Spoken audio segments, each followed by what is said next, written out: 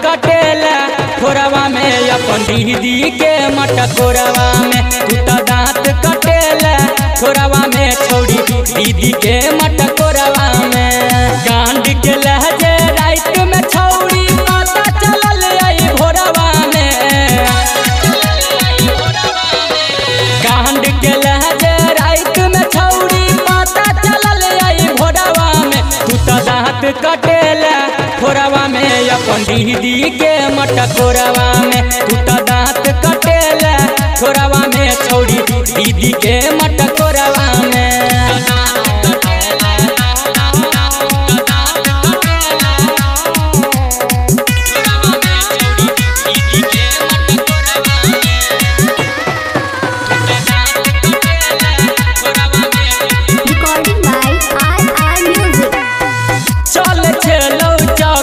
तोहर छौड़ी के ते दिन से झूठो हमारा कहे छ कटल साड़ी वाला पीन से।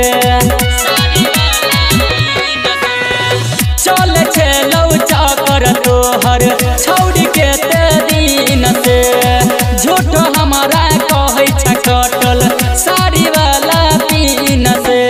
टूटल पायल गाछी में मिललौ कनले छला जे गोरवा में। टूटल पायल गाछी में मिललौ कनले छला जे गोरवा में।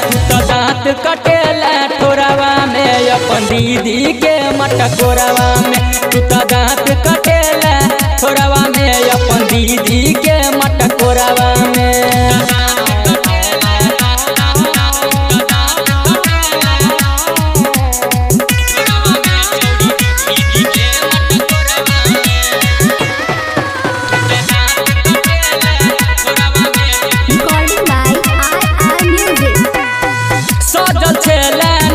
से छौड़ी दिलको सबटा बिगाड़ी गे। एक रात में माजा पूरा ललको छौड़ा मारी गे। सजल छेला नीक से छौड़ी दिलको सबटा बिगाड़ी गे। एक रात में माजा पूरा ललको छौड़ा मारी गे।